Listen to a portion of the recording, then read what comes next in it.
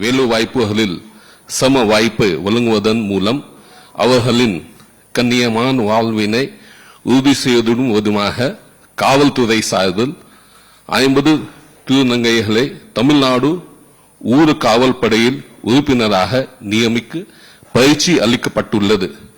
அவர்களுக்கு ஊர் காவல் படை உறுப்பினர் நியமன ஆணைகள் வழங்கிடும் அடையாளமாக சென்னை, ஆவடி மற்றும் தாம்பரம் ஆகிய காவல் ஆணையகத்திலிருந்து 7 திருநங்கையர்களுக்கு ஊர் காவல்படை உறுப்பினர் நியமன ஆணைகளை வழங்குமாறு மாண்புமிகு முதலமைச்சர் அவர்களை அன்புடன் கேட்டுக்கொள்கிறேன்.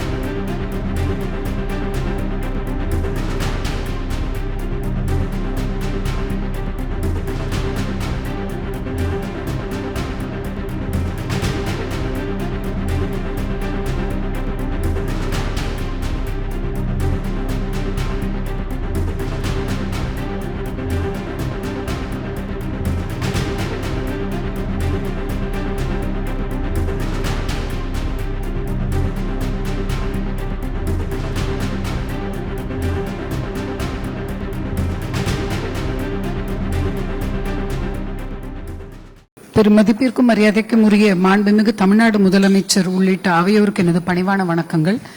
எல்லோருக்கும் எல்லாம் என்ற தமிழ்நாடு அரசின் கோட்பாட்டிற்கு வலு சேர்க்கும் வகையில் திருநங்கையருக்கு ஊர்காவல் படையில் சேர தற்போது வாய்ப்பு அளிக்கப்பட்டுள்ளது.